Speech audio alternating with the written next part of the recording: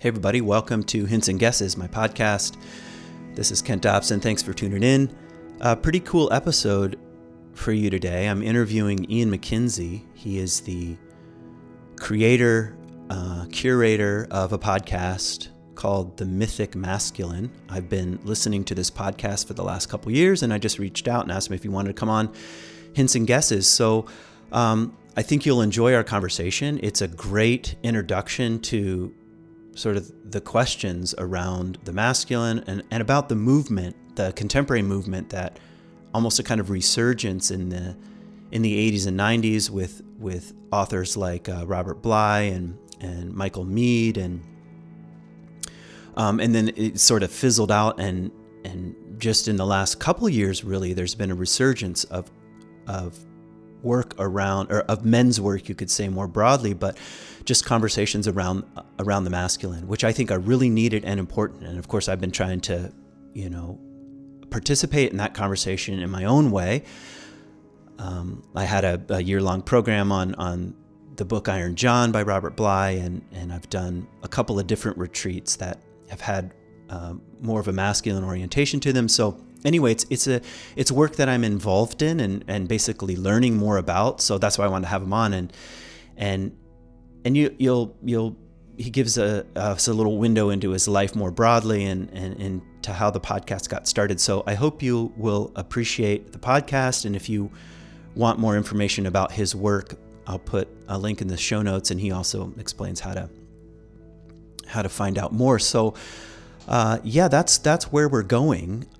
And so here are some important and things that are coming up for me. One, I'll be in Colorado. This is June 1 through 3. I'm doing a short retreat right before I speak at my friend Michael's church in Denver. So you can check that on my website. Also, I'm doing another retreat, which is more of an intensive, a little bit longer one here in Michigan. Would love to have you join. I still have spots available on both of those programs, and I'm just excited to be doing spiritual work outdoors again. So would love to see you there. The process is pretty easy. There's a short questionnaire and application all on my website, kentdobson.com. And I'm cooking up several Israel trips already for next year. I've had a bunch of different inquiries around that. For sure, I'm doing one April 1 through 10. And more information will be on my website soon about some other possibilities. So just a couple of ads in that respect. Again, always grateful to my Patreon supporters. Thanks for making this happen. And my podcast, I hope, will become a much more important part of my work moving forward, because I have some big life changes coming, and I've already sort of I've started the process of letting people know what's going on. So I will be moving to Georgia with my wife and kids in the fall, this upcoming fall, so in 6 months or so. And that means I'll be stepping away from C3, which I've absolutely loved. This is the spiritual community I've been a part of in Grand Haven, where I've been doing teaching and helping lead for the last 5.5 years. Which is it's sad in a way to let that go, but they will continue on, and whatever the next chapter and evolution for this interesting and I think important community will be what it is. But I'll no longer be, a part of it in the same way. I mean, I hope I come back and get to speak from time to time, but so I'm letting that go. And yeah, we're moving to Georgia. My wife's entire family is there, and we've been dreaming about it and thinking about it for a long, long time, but never really saw the right window. But my kids are getting older. My daughter tomorrow, in fact, graduates from culinary school. My son graduates from high school and will be off to college. And my youngest daughter she's going into the 8th grade, and it just seemed like this is it just feels like the right time, and it'll be a huge change for us, and one that we're excited about. We'll be tending some land, some family land, and we also bought land down there a long time ago, like 15 years ago, and and living in a very different part of the world with a different climate. And it's a small town, live in a small town in Georgia. And yeah, it's like, it's known and unknown sort of at the same time. But it feels important, and it will be, and it's a big deal for us. So that's coming. And that really means for me personally, I'm going to try to make a living as an artist, which I suppose I've always been doing, but without the help and support of C3. So I'm going to be investing a lot more time and energy into my podcasts and my writing and teaching and retreats and Israel trips. And I'm going to try to make a go at it. And that means your support is like really helpful. And so thanks to my Patreon supporters. If you want to become one, it's easy. Patreon.com/Ken Dobson. And any amount from $1 on up will support my ongoing work. And of course, now all my side projects will have to become, at least in the next 6 months or so, I'll have to start making the shift to the main deal. So I'll be spending a lot more time, letting people know what's going on and what possibilities there are, but I'll be dumping things on my website. So if you want to know retreats, programs, online classes or programs, all of that stuff will be coming in short order. So yeah, I don't know. It feels, I don't know. I know right now I'm just talking into a mic, but I also happen to know some faces and hearts and souls and spirits on the other end of whatever this weird channel is. And so I'm talking to all of you, so, and a lot of you I don't know, which is also amazing. But the podcast and my work doesn't take place in a vacuum. And of course, many people who listen to the podcast, I also work with one-on-one in my companion guiding opportunities. So I'm letting you know what's going on in my life, and also thanking you for being a part of it and for supporting the work and for encouraging me and challenging me and making this thing possible. So I think that's enough of where I'm heading with this podcast and a little life update. And yeah, I hope you enjoy my conversation with Ian MacKenzie. Peace.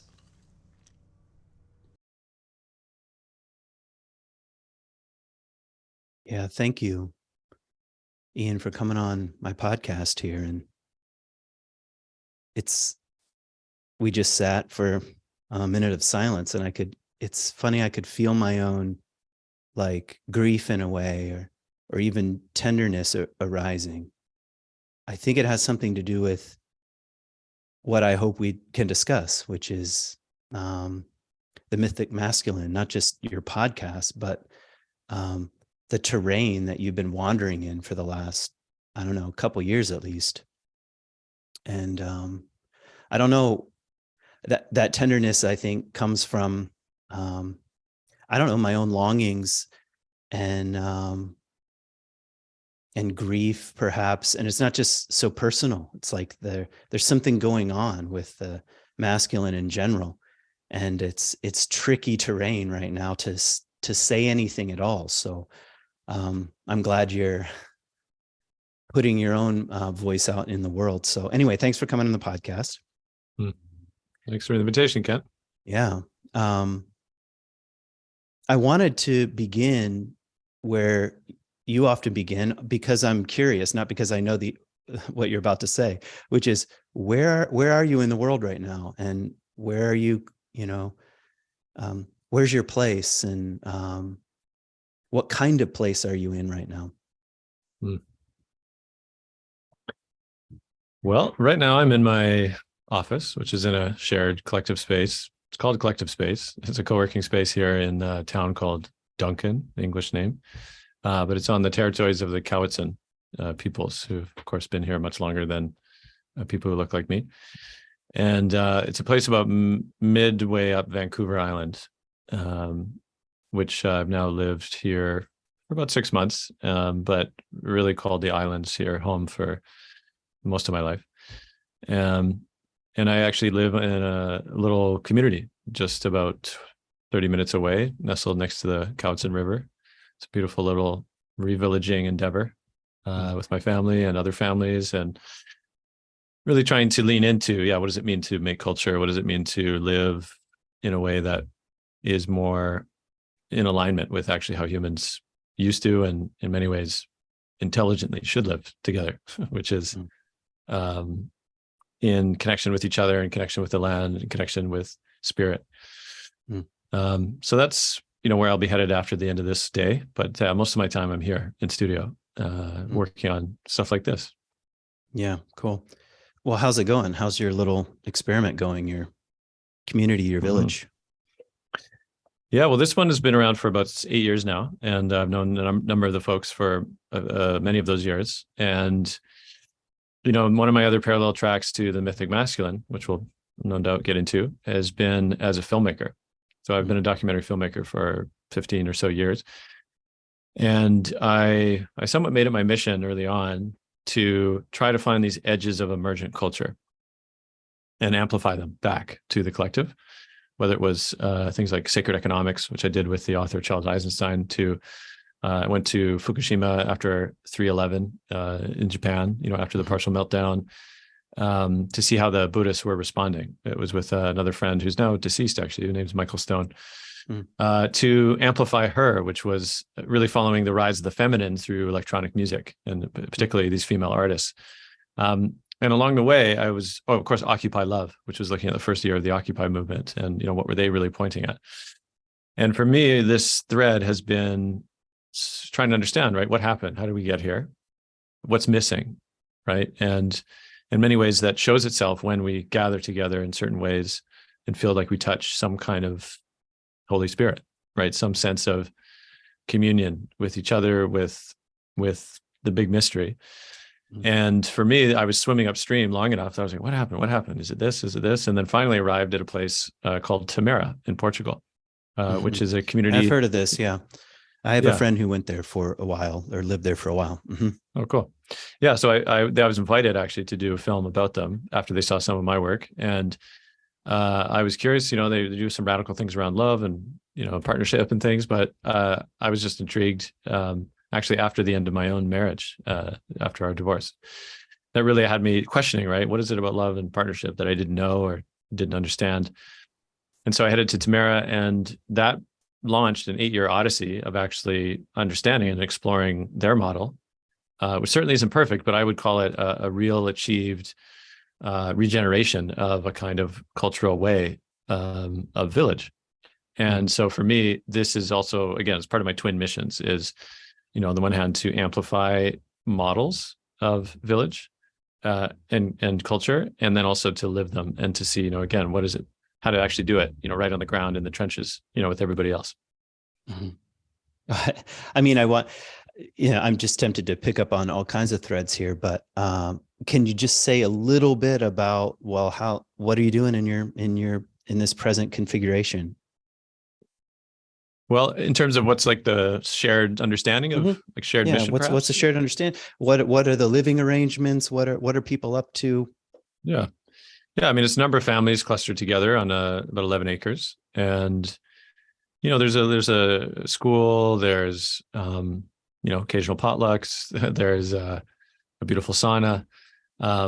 There's just ways of gathering which feel in some ways a little more organic than dedicated in a way. For example, like Tamera is a very dedicated. They know that they're trying to save the world, basically. Like they have this real mission of how do we meaningfully contribute, right, to this major shift that we have to undergo. And they're also German, so they have this real ethic of just like go. Whereas where I live, it's much more casual in some ways, and it's just really the quality of life together, right, in a more organic way. And it's finding its way, right? Because I often crave a sort of more clarified purpose. One of the co-founders he also has created an app and a sort of platform which is called Revillager, which is actually meant to do that very thing, help others basically create the toolkit and how to actually regenerate community in this way. So I would say, that's one of the missions present for at least, one of them there. And also, just beautiful offerings of music and ritual and things like that, coming together are also part of it. Yeah. Okay. Beautiful. Thank you for given us a little window into that part of your life. Yeah, I'd like to turn to the Mythic Masculine, your podcast, and kind of the origins of that. I'm curious about. I'll tell you a little how it came into my sort of field. Sure. I mean, I have my own podcast, obviously, but I'm very involved at Animas Valley Institute in Colorado. This is Bill Plotkin's institute. I've been training there for the last 7 or 8 years, and I just started noticing in programs and in one-on-one conversations, there was a lot of comfort with using phrases like sacred feminine or the divine feminine, and far less comfort with phrases like sacred masculine, which I just started using. I just started using that phrase. All right, if we're going to talk about the feminine, if we're going to talk about the sacred feminine, if we're going to critique the patriarchy and things like this, which I would be in favor of, I suppose. What about the sacred dimensions of the masculine? So I just started speaking that way, and maybe trying to embody that and bring forth myths and stories from my own, field of, interest. And pretty soon people started recommending your podcast. They're like, well, you need to listen to the Mythic Masculine. And I have my own kind of like, I could say maybe more about it in a minute, but if you were to ask me 10 years ago, would you be into men's work? I'd say no. This is something I would avoid. If someone said, come to a men's weekend, I'm like, no, I don't think so.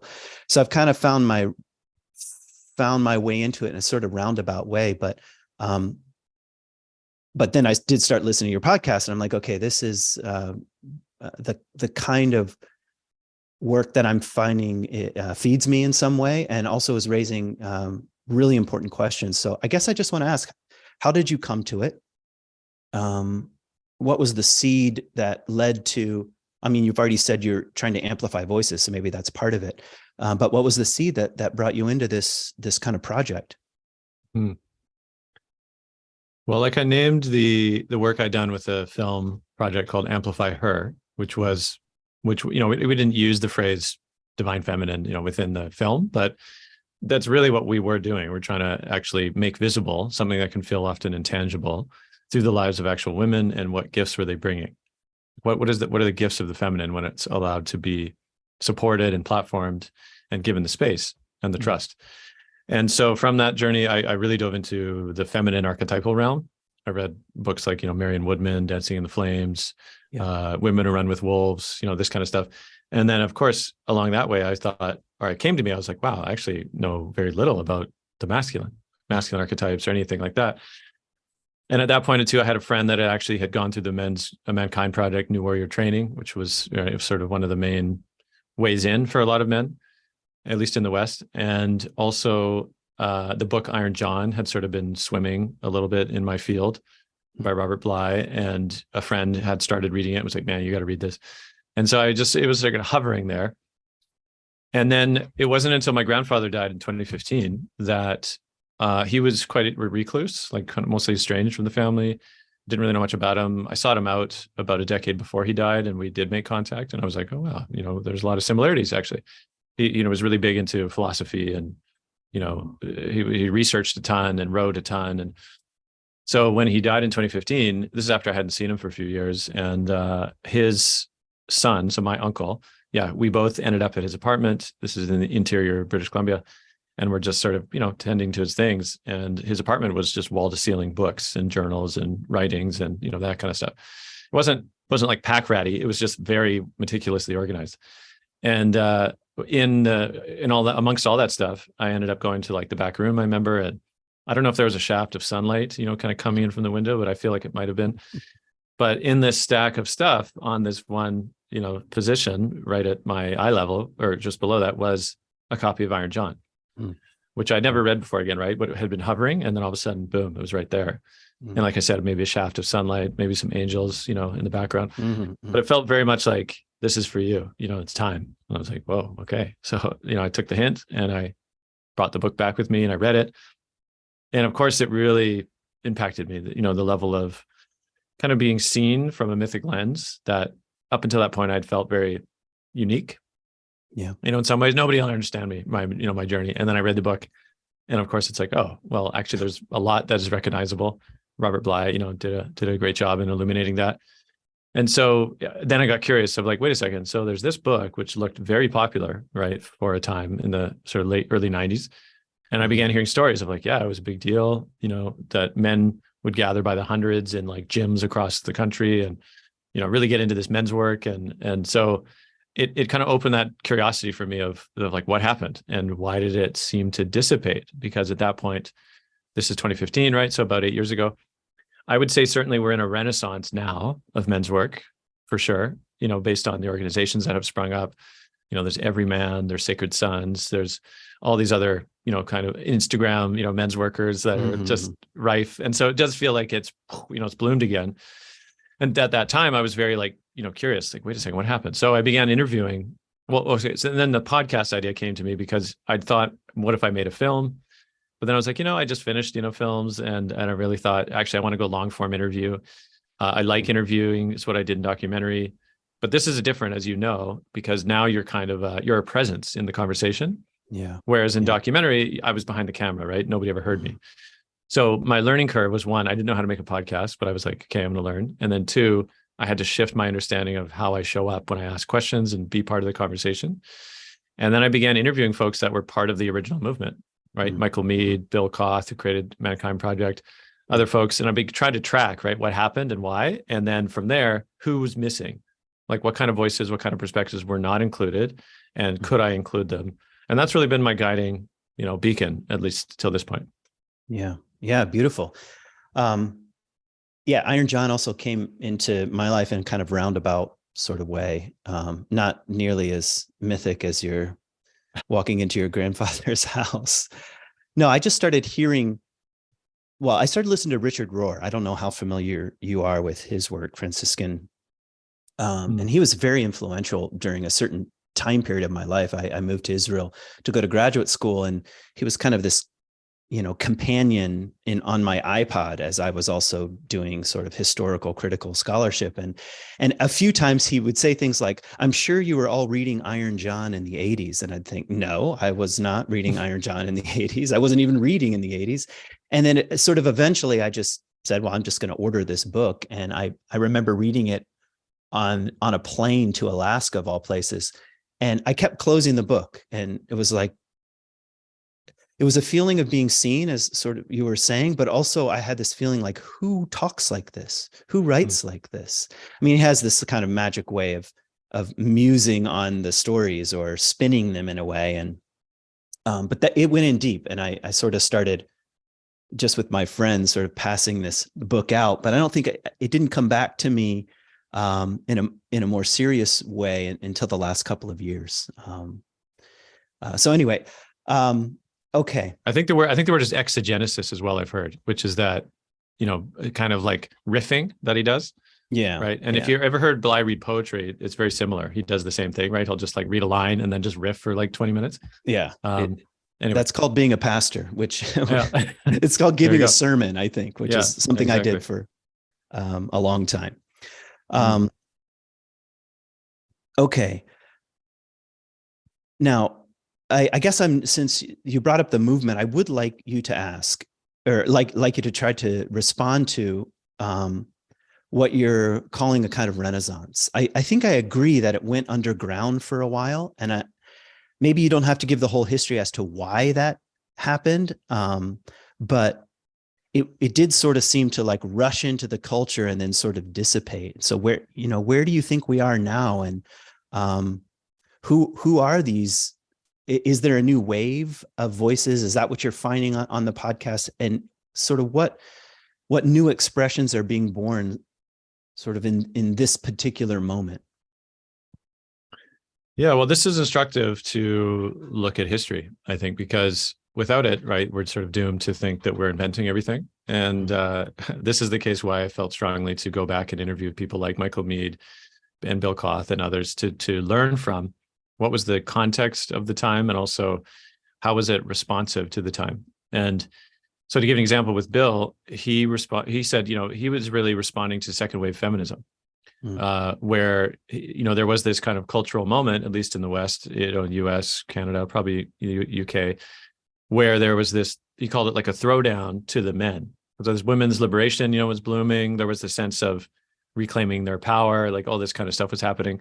And it's almost like in any relationship, let's say just heterosexually between men and women, that there's a sense if one partner is doing the work and the other isn't, it's imbalanced, right? And not many relationships can survive if one's committed to work and personal growth and the other isn't, because the disparity starts to grow. And so if you think about that archetypally in the culture, it's like the women were stepping forward and emerging from that into a different way. And there was a throwdown to the men to kind of be like, okay, so what are you gonna do about it? Like, are you gonna do your work too? That's at least what Bill was sort of translating.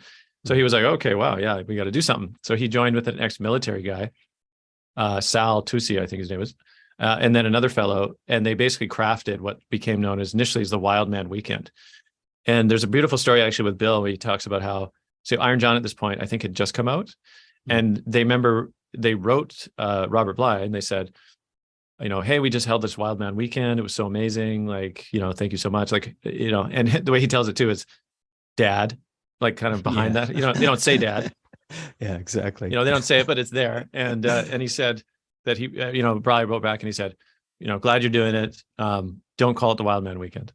Because he said the media will tear you apart. And that's essentially what happened. Michael Mead talks about this too, where, there was this deep fascination of like, oh, men do men's work. What's that? And they would do these gatherings in the forest down in Mendocino, which I think they're still happening with Michael. But at the end of the gathering, the men would come out and there'd be cameras there and journalists, and they'd be like, hey, what were you up to? This real curiosity. And so like anything that sort of breaches the spotlight, right, it sort of has a shelf life of only so long. And so there was a sort of turning, I think, of the popular imagination of a way that was trying to pin it down. And then, Michael Mead calls it soul work, really. But the greater kind of media wanted to call it, is it a movement? If so, what's it for or not for? And then it was easy to start to characterize it, right, as, men crying together or men dancing naked around the fire, this kind of stuff, easy to satirize. And so that was part of it. The other piece was, Bill talks about this, the kind of heavy appropriation that went on then, right? Because there really was no existent ceremonies to pull from. So of course, where would they look? Close Native American / First Nations folks be like, oh, that's a cool thing. They smudge, oh, that's a cool thing. They have sweat lodge. Oh, that's a cool thing. And he kind of shamelessly says, well, no, with a bit of shame. He's like, yeah, we totally appropriated. And I mean, Mankind Project is still with that today, right? They're still kind of figuring out how to do it right. And so there was this sense of, how to decolonize this approach to men's work, how to make it sustainable beyond a weekend, right? This is what Stephen Jenkinson talks about in my interview with him, this tension between, your regular life, and then he calls it the weekend with the lads, where you get to play wild man or whatever it is, and then go back to your life. Like, that's not a real culture. That's sort of a, borderline cult in a sense, right? Not necessarily nefarious, but like something that isn't really integrated with the culture as a whole. And so all of these things, became part of why it kind of had to do its own soul searching, I think, and had to turn in on itself and say, wait a second, what are we doing here and why? And so that was part of it, I think, right? It went underground mostly. And then, not surprisingly, this next wave, I believe, was more fully kickstarted by a reaction to Me Too. Okay, interesting. Right? Again, again, a sense, right, from the collective feminine of like, hey, enough. The Harvey Weinstein is this archetypal, miserly king that's predating on the young feminine. That in the public collective, he's kind of like the ultimate, symbol of that. But it really was this collective, hey, no more, no more trespass, no more exploitation from the feminine or women to the collective masculine or men. And so again, the throwdown was for men. What are you going to do about it, right? How are you going to are you going to respond? Are you going to do the work? And so for me, that's kind of contributed to this, bloom of that response that we're in today. And I'll just end with this saying, the danger, of course, right, is again thinking that you invented everything because it's happening now, right? As opposed to doing the historical work and saying, what were the pitfalls, right? Why, what do we have to be aware of that bedeviled the previous waves that we need to integrate better and to make it more sustainable now, right? These are big questions that have come up. Yeah. This might sound like kind of a maybe even too direct of a question, but I want to ask it anyway. What problem is the so-called men's movement trying to solve? Like what or you could say what questions is it trying to address besides things like, oh, don't you shouldn't take advantage of women, or you shouldn't take advantage of power positions, but what's beneath some of that stuff? Yeah, if I could wager some sense, I think that there's, I mean, it's like a process of maybe a maturity and it's why initiation, right? Of course, is such a big concept and buzzword, and presence, I think, but we can touch on that maybe a bit later. But there's a sense of, again, like in the absence of a more integrated version of, let's just say, masculinity, then there's all sorts of toxicity, right? Violence against women, violence against men, predation, sexual, distortion, and the rape of the earth, based on an industry, a modern industrial complex that is constantly doesn't know how to stop, right? Like all of these things filter all the way up and down the chain. And so the kind of individual mirrors the collective in the sense that there needs to be a more integrated, relational, holistic, embodied version of masculinity that is able to contend with these things. And for one, halt or redirect or reroute that energy of toxicity and all of its consequence into a more noble, purposeful version of masculinity that is actually desperately needed now. That's one way that I might say it. Yeah. I mean, do you think about that as being primarily a cultural problem? I mean, is that the setting? Is it a problem in the psyche? Is it both? I mean, if you're going to point the compass toward a certain direction, is it the cultural direction? Is it interpersonal work? What's your feeling on some of that? I believe it's certainly, check a lot of boxes of lots of avenues. I mean, because there is this deep interrelationship between the personal and the collective, right? I do push back whenever I hear too much emphasis on the personal as the only ground for that, because clearly when you examine it, you realize that, ultimately, I believe it is a cultural failing that produces the kinds of behaviors that we see, the kinds of suicide rates and loneliness and violence, mass shootings, like all this stuff. These are like the fruits of a culture that is failing. It's failing to produce a purposeful sense of masculinity and for men to feel a part of that. And so at the same time, of course, one could, point the finger always and say, well, it's a culture, it's a culture. So yes, there is certainly a necessary role of each individual to participate in this. But for me, it is a sense of you're participating in it personally with a deep understanding of the collective. Ultimately, it is to regenerate a collective culture, which then starts to support the next waves, right? The next men that come up. So they don't have to go through the exact same, wounding and the exact same need to heal to participate in the necessary way. Mm-hmm. Yeah, beautiful. One can hope. Yeah. Has this changed for you, this conversation around the masculine, since becoming a father? I mean, I just sort of picked that up on the listening through the, through your podcasts. Yeah, absolutely. I think that the questions for me, of course, are, what kind of boy do I wish to raise, and participate in, and what are my own limitations? This is something Stephen Jenkinson has also said, that, if you, as a parent, if you parent in a way to not pass on your own issues or your own traumas to your kid, you will parent that part. You'll parent in a way that you're not wanting to pass it on is going to be passed on. And so that's not to say, of course, yes, you got to integrate and do the personal work, certainly. But also for me, what that means is being able to build deep relationships with other adults, with other parents that can also provide a place to do the work that isn't then brought to my family. It's not brought to my parenting, and I can be much clearer, right? And not, not putting stuff on him, for example, that just isn't his and shouldn't be. And that's a big problem, I think, in nuclear situations with families where a lot, gets processed within the family or between the parental relationships, when actually it absolutely shouldn't be, and it can create a lot of wounding.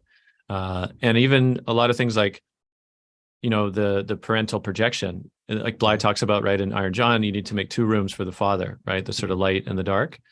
And the light is like all the positive benefits, right? And then the shadow stuff is in the dark room. But you have to, as the son, you got to be able to make room for both, not tolerate it all, but in a sense, recognize that fathers are complex.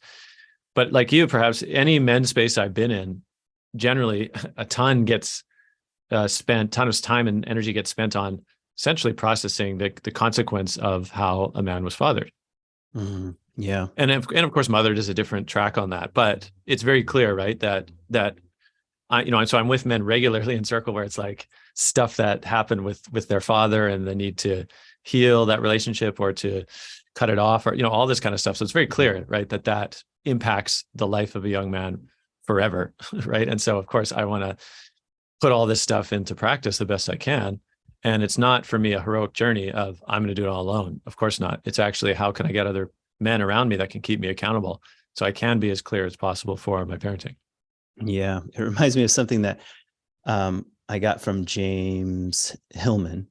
And he's got a book called The Soul's Code. Have you ever read this book, The Soul's Code? No, I haven't yet. Oh, it will seriously disrupt your ideas around parenting. I don't mean you personally, us. But one of the things that he highlights in there is what he calls the parental fallacy, where he says we give our parents too much or too little credit.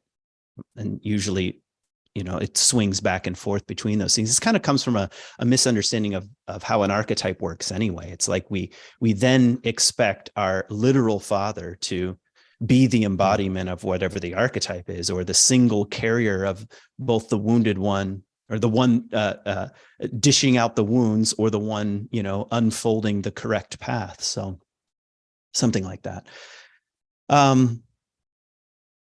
Yeah, I mean, I hate to sound so simple, sort of like asking, well, what's the problem? But I want to do the same thing around myth. And why'd you call it mythic imagination? I mean, mythic masculine. And what do you mean about, what are you trying to evoke there? And I imagine you have a somewhat similar understanding of myth that I probably adhere to, at least to a certain extent. But if you could just flesh that out a little bit, I'd love to hear you riff on that. Sure. Well, to the title, so it's called The Mythic Masculine. And the reason I had thought initially, I played around with titles. I was like the Mythic Man, Man of Myth, I don't know, something like that. And it was actually a friend of mine who I wrote on Facebook, which is not a bad idea when you're looking for a title, and say, hey, you know what? I think it might be something like this, but who knows? Did anybody have any other ideas, variations? And she wrote in and said, it's The Mythic Masculine. I was like, oh, okay, boom. That's great. But the reason I twinned those together was because, again, that was the main focus I really wanted to explore, mythology and masculinity. And in particular, I would say beyond mythology, which, again, just use shorthand, the word myth. Most people in this culture now would say, oh, that means something that's not true. Yeah. Right. Oh, that's a myth. It's not true. And it's interesting that that's what myth has come to mean, right? Which you can hear the prejudice that's built into that, which is, there's facts and then there's myth. Mm-hmm. And it's beyond even just like well, what do you mean? Of course, there's fact, but then there's, something else, but it's actually saying that myth doesn't really have any value, right? Like a mythology as the fullness of that, which is ironic or not, because I do believe, I think it might have been Bly that said this, that we live in a demythologized time. And it's this collapse of the mythic imagination is one way to understand it. And again, which is a bit hard to see, even when you think of, how many Hollywood movies, like trade on myth, and the Harry Potters and the Lord of the Rings, like we're myth saturated in some ways. Yeah. But they've all been kind of run through the Hollywood machine, if we're talking about film. And they don't tend to be seen as myth. They tend to be seen like they seem to be entertainment, right? Or stories, which, have their place. But an older understanding of the function of mythology, I think, was to essentially encode a relationship to place, right? Like this is how you would live out that relationship and the reciprocity, and the sense of being known and knowing a place, right, was through the mythology. And I go even further in a sense of pulling from a root of mythopoetics, which is a sort of unification of the way of myth and poetry and ritual, which Bly and them really adopted, which is why that whole strand of men's work became the mythopoetic men's movement, because they brought together a number of those pieces. Now, Bly was also influenced by earlier predecessors that he studied with that used myth and fairy tale as well as a way in. And so for me, it was all those things, right? Because I got enamored with, I mean, not just Iron John, but trying to understand from a mythopoetic lens. And the reason is because I think that illuminates a much more both interesting and imaginal way of engaging with the times, right? I give an example, and sometimes it's even so hard to avoid it because it's so right there close to the surface, because we are mythological kind of seeing beings. But there was a recent talk by Tristan Harris and another fellow from the Center for Humane Technology. And they were giving it to some, tech guys, I think in the Bay Area or Silicon Valley, but it was all about AI, right? And it was called the AI dilemma. And if you haven't seen it, I highly recommend it.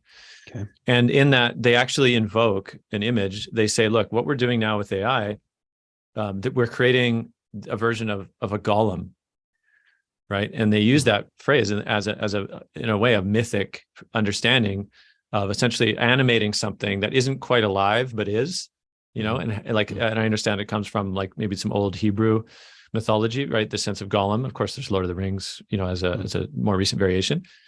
But that understanding all of a sudden invokes something quite different than simply Chat GTP or something, right? Where it's like, okay, there's like technical, but it's like it's sort of fleshless and not really, it's hard to engage in that. But as soon as you say, well, there's like these AI golems, it has its own, there's something there. Yeah. And so that use of imagery like this is very powerful. And again, it's like so close to the surface for humans, because that's the way we really understood how to navigate the world, right? And to make things visible. So for me, this is why it's so vital, because it opens up the spectrum of understanding, like how did we get here and where might we be going? Yeah. I want to just back up a little bit with something you said about myth and place. It's sort of like saying the gods were geographical, which is that's also true. I mean, they even Yahweh was a god of the desert or something like that, or Ra was the god of the sun. There's maybe more of a universal quality with that. But so what happens when these myths are told, wrestled with, taken abroad, moved out of the place in which they were born? What happens to them? What value do they still have, or do they not? I mean, what's your feeling on that? Well, I couldn't help but think of American Gods, right? The TV series, but of course, prior to that, it was based on the book by Neil Gaiman, and that's really what the book's about. I don't know if you've read it or not, but maybe listeners have or seen the show. Yeah, it's really this very thing. Like he talks about the gods coming from the old world to the new, and in a way, existing here, but when people stop believing them, they stop actually offering, to them. It's that they end up being essentially homeless gods. And so it's a very powerful understanding, I think. And of course, in the TV series and the book, it plays out in sort of dramatic fashion. But there is something to that. I think that there is what's the word?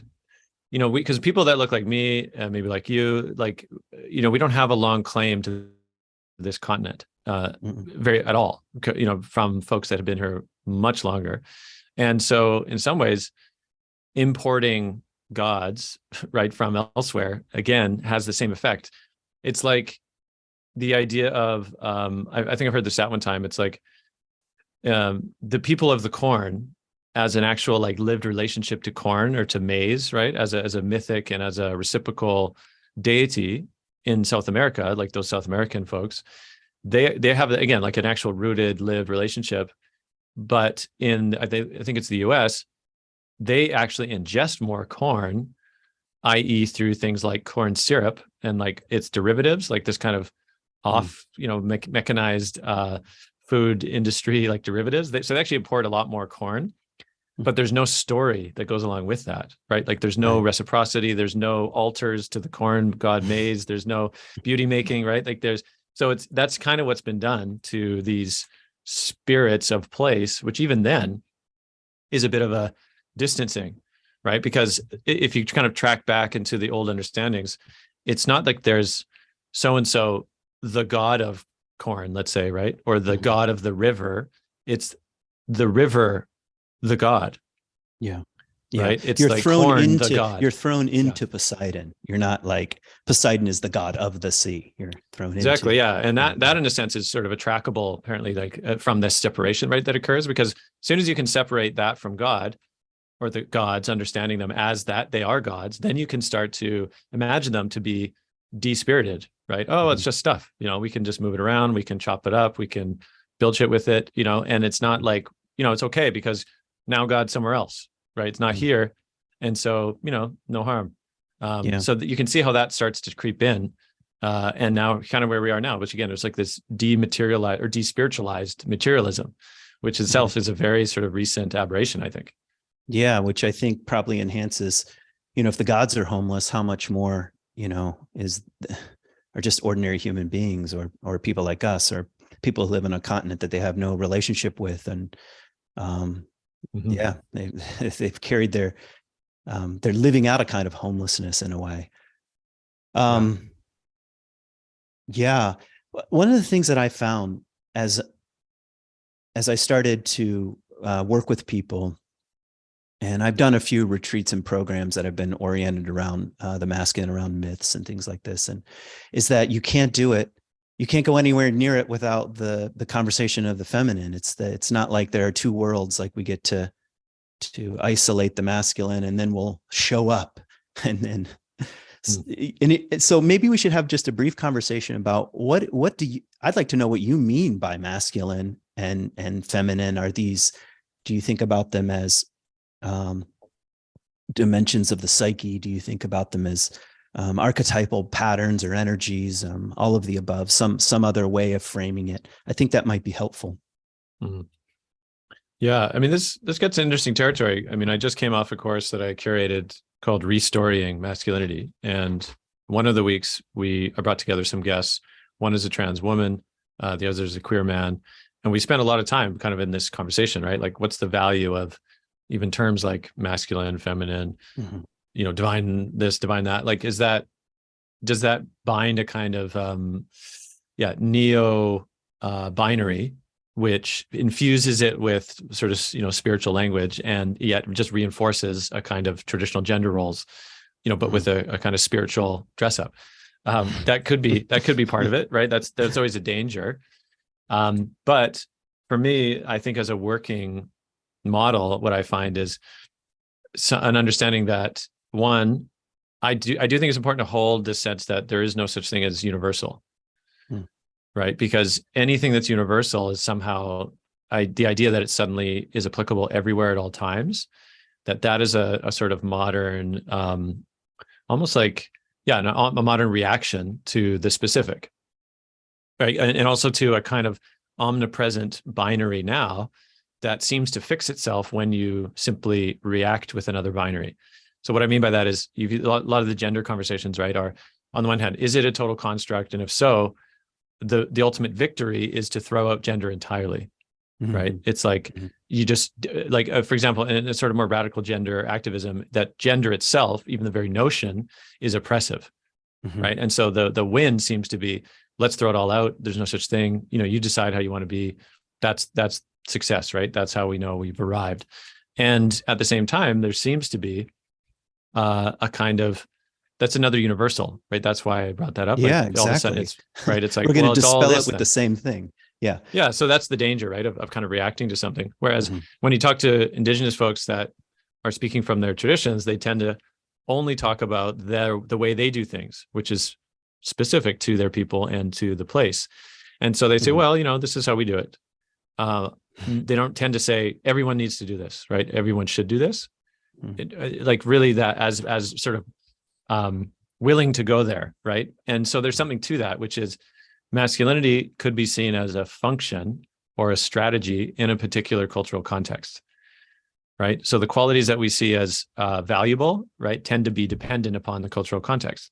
And so what masculinity is seen as noble or the values of masculinity, let's say in a patriarchal modern industrial system, as in like most folks in the West experience, you can see where certain values are highly praised. For example, like, strength, I mean, integrity. Like, if you go on any of these Instagrams of these kind of like masculine revival, I think is one right on Instagram. It's this guy, he's very much like, men are, they have to be this way and that's how God intended. And so there's this very certain way about it, right? And I think it's important to say, okay, in a certain context, that can be seen as quite valuable. But in a different context, those very same values could be seen as actually antagonistic, right? Or completely out of touch with what the peoples and the place need. And so it's important to be able to hold both in that regard. And so for me, same thing with the feminine, right? If it becomes a kind of imposed binary of, okay, you have to only be a certain way, like women is only Shakti and chaos, and the man has to be, stoic and Shiva and not moving. Like this kind of stuff can be really problematic, because now all of a sudden you get locked into these roles that actually the ultimate picture, I think, is an integrated fluidity, really. But to me, that also doesn't mean throwing out gender. You can be whatever you feel like, because that in a way also seems to discount that there is some kind of historical, I don't know what to call it, primordial organization that seems to be recognizable, right? Yeah. Just when I go into a men's space too, there's something in me that just relaxes typically, right? If it's a men's space, or if I'm in a women's space, just something else comes online. Like there's just ways of true that just seems true, that can't be also discounted because, we sort of intellectually decide that it's not that way. Yeah, we just blanket say it's just some sort of linguistic construct or something like that. Yeah. Do you think the psyche, I mean, one thing that I find helpful when I even begin this kind of conversation is to say that the psyche is masculine and feminine. I mean, that comes straight from Jung, that there's a masculine and feminine dimension to the psyche itself. Is that something that you resonate with? Is that helpful to you? I think it's helpful as a model, right? Because I do see in a very real way, for example, like the ways in which maybe I could say when I'm in more of my masculine, which is like the doer, which is productive, which is very focused, versus when I'm in my feminine, one might say as more relaxed or more emotive or receptive. Like there's, again, and some could say, well, you could say yin and yang, you could, you can use degendered words for that kind of stuff. And okay, yes, you could. But to me, again, I'm always wary about throwing out any of that gendered understanding, because it seems to throw out a little too much, in my opinion, when there is something real powerful about enacting these polarities in a way, right? Especially in ritual contexts, that just seems potent. Yeah.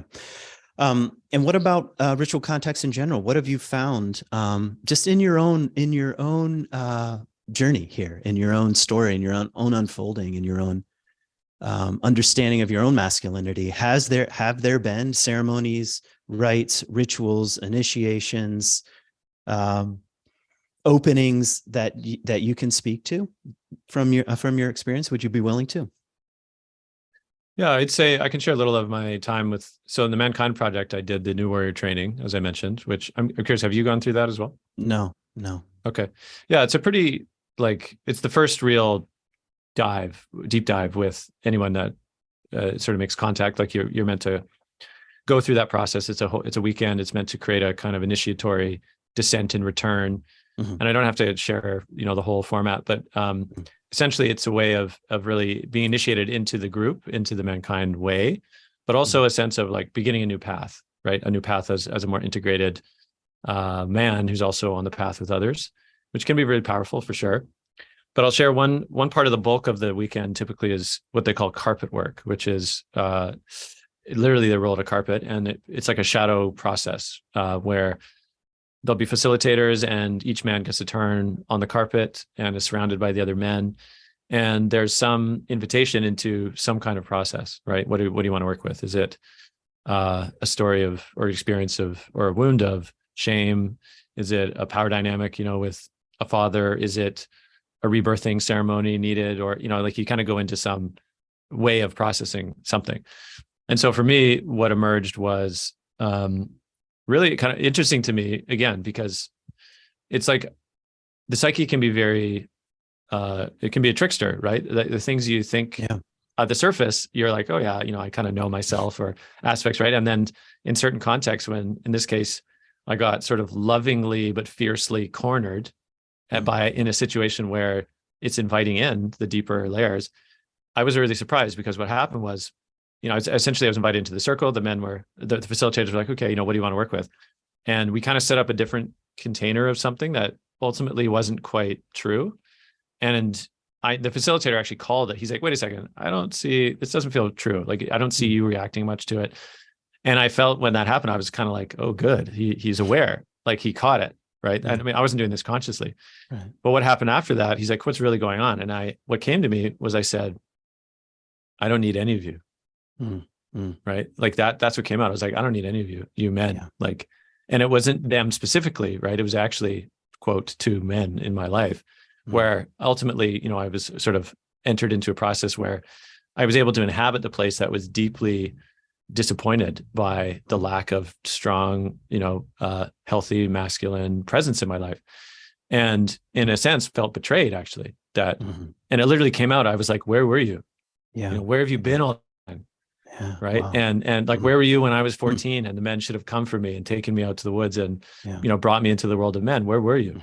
And it was quite intense, actually, for me, even as I was saying it. Right. And a surprise, I imagine.